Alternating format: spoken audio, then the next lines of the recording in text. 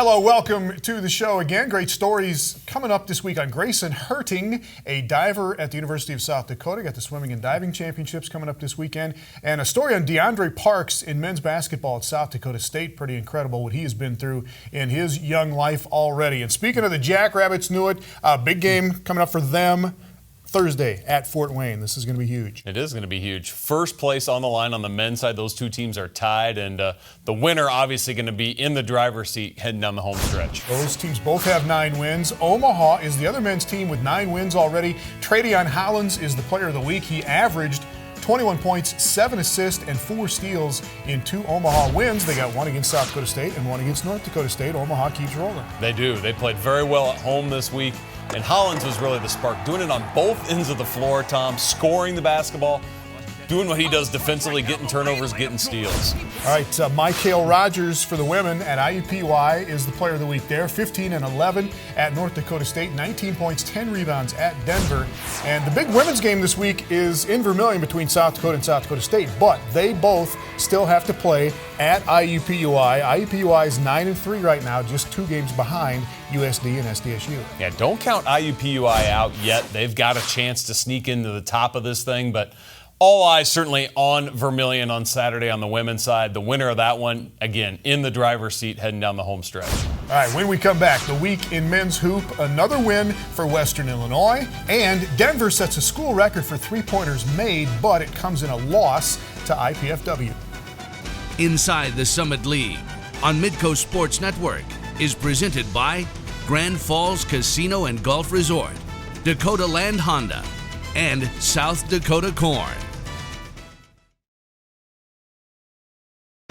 Inside the Summit League on Midco Sports Network is presented by Sanford Orthopedics and Sports Medicine and the Sioux Falls Convention and Visitors Bureau.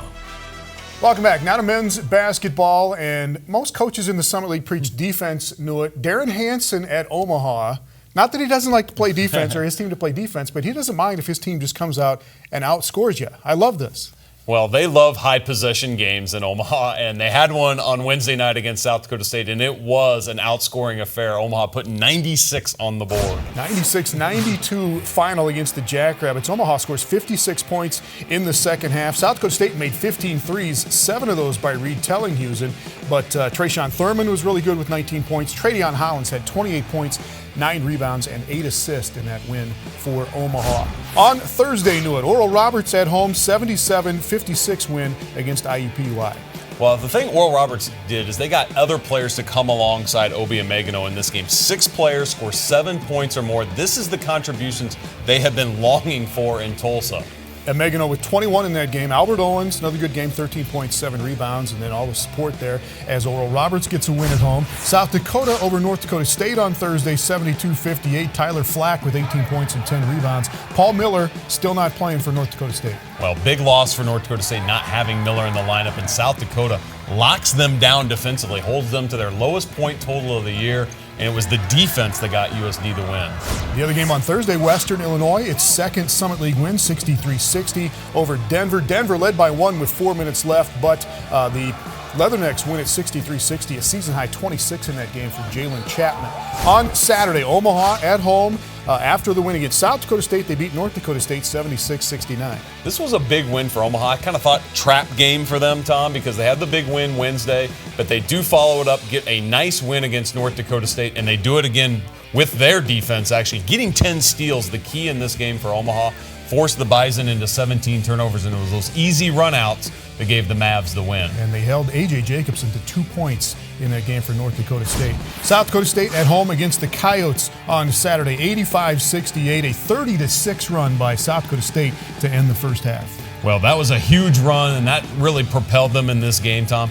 Also, South Dakota State got to the free throw line a ton in this game. 28 of 31 from the foul stripe for the Jacks. And Dom and Marshall together, they do it again. They are becoming the dynamic duo for this team. They scored 46 combined. George Marshall with 22. Mike Dom, redshirt freshman, with a season-high 24 in that win for South Dakota State. Fort Wayne at home on Saturday against Denver, 88-84 final.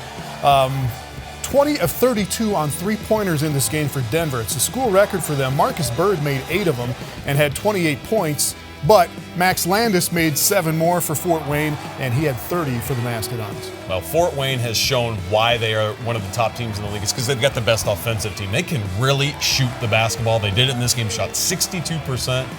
And the weird thing about this game, Tom, Denver did not shoot a free throw in this game, and that's very rare that you'd ever see that in men's basketball. That is unbelievable. We think that's the first game in the league this year, in the Summit at least, where there has not been a free throw taken by one team. But Fort Wayne wins it there, 88-84. And then the last game on Saturday, Oral Roberts, again at home, a win over Western Illinois. And the 2 big O's for Oral Roberts, Obiamegano 26, Albert Owens with 21. Nice week for Oral Roberts. They get 2 wins and keep themselves in the hunt in that middle of the pack in the Summer League. Fort Wayne has home games this weekend, Thursday, against South Dakota State, and then Omaha goes to IPFW. Remember, they combined for 207 points the first time they played this year. Yeah, we'll see how the second showdown goes there, but what a huge week for Fort Wayne. And really, you got the top teams battling each other at the top. There's going to be a lot of sorting out at the top of the Summit League. All right, up next, the week in women's basketball. South Dakota has won 10 games in a row. South Dakota State has won 7 as they head into a first-place showdown on Saturday. Inside the Summit League on Midco Sports Network is presented by Grand Falls Casino and Golf Resort, Dakota Land Honda, and South Dakota Corn. Inside the Summit League on Midco Sports Network is presented by Sanford Orthopedics and Sports Medicine and the Sioux Falls Convention and Visitors Bureau. Welcome back now to women's basketball. The top 6 spots in the Summit League tournament are pretty much spoken for right now. It's still a battle going on for the last 2 entries, North Dakota State, Denver, and Fort Wayne. One of them's not going to get in. Well, one of them's not going to get in, but 2 of them need to find a way to separate. And they're all just tangled with each other there towards the bottom. To me, it's a question, who can get hot offensively down the stretch and get a couple wins? All right, the week that was in women's hoops on Wednesday, Western Illinois, they are firmly in 5th place right now, right in the middle. The Leathernecks, just 1 game last week. They beat Denver 80-69. Sophie Reichelt with 20 in that game for Western Illinois. On Thursday, South Dakota State at home, 60-48 over Oral Roberts. They hold ORU to 32% shooting. South Dakota State gets out to a great start in this game, Tom. 21-7 they lead after the first quarter. They just put it on cruise control from there. But you mentioned it, the defense by the Jacks, again, what wins them the game. Elsewhere on Thursday, Omaha at home over Fort Wayne, 71-64. Michaela Shaw, 23 points, 10 rebounds, 5 assists in that game for the Mavericks. On Friday, just 1 game. It was IUPUI at North Dakota State, a 1-point win for the Jaguars. North Dakota State led 63-60. IUPUI's Danielle Lawrence scores the last 4 points of the game. Close call here for IUPUI, but they get it done with some defense. They had 14 steals in this game, forced 24 turnovers. Lawrence with 21 in that one. Marina Whittle, 21 points and 10 rebounds for North Dakota State. On Saturday, South Dakota State over Fort Wayne, 92-64, a season-high 92 points for the Jackrabbits. 18 more points there for Macy Miller. Allison Bunch had a good game for Fort Wayne, 22 for her in that loss, though. South Dakota at home on Saturday, 71-48 over Oral Roberts. That is 10 straight wins now for the South Dakota women. Nicole Seekamp, 17 points, 5 assists there. And then on Sunday, North Dakota State at home, after dropping that one to IUPUI, they beat Omaha 74-67. Big statement win here for North Dakota State to try to get them into the Summit League tournament. And they get Spear and Thunstedt to come playing together very well in this game. They score 20 and 21. They shoot 48% as North Dakota State, so they caught some fire there offensively. And the other game on Sunday, IUPUI on the road at Denver, 67-54. Michael Rogers, 19 points, 10 rebounds for IUPUI. Paige Bradley's having a nice season for Denver. She had 18 in this one, but Denver, again, one of those teams at the bottom trying to fight their way into the Summit League tournament coming up in a couple weeks. Well, they really need Bradley to really lead them and play well. They've got to keep her in the game. She fouled out in their game earlier in the week, and that's why they lost. But big week coming up here for Denver. And the big showdown on Saturday on the women's side is South Dakota State at South Dakota. Those teams tied right now at the top of the standings at 11-1. Thanks to Brad Newitt. Up next, a great story on DeAndre Parks at South Dakota State, a kid from Flint, Michigan, who has already dealt with a lifetime of pain and problems at the age of 22. Inside the Summit League on Midco Sports Network is presented by Grand Falls Casino and Golf Resort, Dakota Land Honda, and South Dakota Corn. Inside the Summit League on Midco Sports Network is presented by Sanford Orthopedics and Sports Medicine and the Sioux Falls Convention and Visitors Bureau. Welcome back. Other people's stories are always fascinating. Where they come from, what they have overcome to get to where they are now. One of the best basketball stories in the Summit League this year is DeAndre Parks at South Dakota State. Here is Tyler Merriam with the story in Brookings. I was on my own when I was about 12, 13. Learn how to hustle and, make money to help my family survive with just my mom being a single parent. He feels just such a sense of responsibility to his family, who, there's so many struggles in Flint for so many reasons. I've been shot at. I was stabbed in my side 10th grade year in a brawl that broke out. What Parks has dealt with in his 22 years on Earth is more than what most of us will ever experience. His brother was killed 6 years ago while attempting an armed robbery, and Parks says he considered that a wake-up call to help take care of his 3 brothers and 2 sisters. He's the oldest, with the youngest being his 3-year-old brother. I would say my brothers and sisters kept me motivated, to try to stay alive and just not stay out of jail. He wants to make sure that they're taken care of, and there's the balance of trying to make sure that they're all doing okay, but also, trying to take care of himself and do what he needs to do. Parks left Flint to attend Kingdom Christian Academy, a prep school in Columbus, Georgia. It was there he attracted the attention of Iowa Lakes Community College. He was a 2-time All-American playing for former Jackrabbit assistant Troy Larson.